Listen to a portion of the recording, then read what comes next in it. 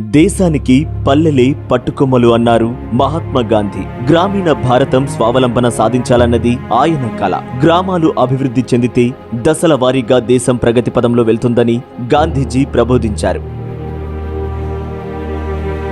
అంటే వీటి అర్థం ప్రతి గ్రామ పంచాయతీ స్వతంత్రంగా వ్యవహరిస్తూ ప్రజల అవసరాలు తీరుస్తూ సాధ్యం కాని పనులకు మాత్రమే ప్రభుత్వాలపై ఆధారపడేలా వాటిని బలోపేతం చేయాలి. స్వతంత్ర భారతంలో గాంధీజీ మాటలను చెప్పిన నాయకులే గాని చేతల్లో చూపిన నాయకులు కొందరే ఉన్నారు. ఆ కొందరు కూడా కొంతవరకే చేయగలిగారు.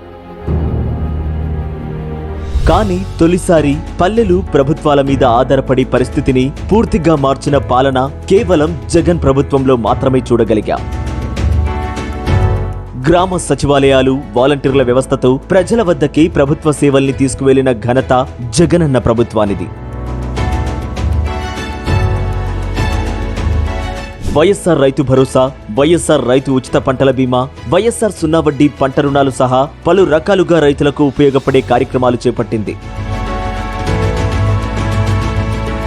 దేశంలో ఎక్కడా లేని విధంగా దేశానికే దిక్సూచిగా విద్యారంగంలో విప్లవాత్మక సంస్కరణలు, వినూత్న పథకాలు తీసుకువచ్చారు.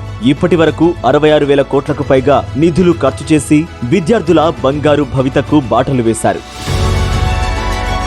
దేశంలో ఏ రాష్ట్రంలో లేని విధంగా ప్రజారోగ్యం కోసం ఫ్యామిలీ డాక్టర్ పథకం ప్రవేశపెట్టారు. ఇలా పల్లెలను బలోపేతం చేసి రాష్ట్ర దేశాభివృద్ధికి జగనన్న పాలనలోని ఆంధ్రప్రదేశ్ రాష్ట్రం చేసిన కృషి గాంధీజీ కలలుగన్న గ్రామ స్వరాజ్యానికి నిజమైన అర్థంలా నిలిచింది.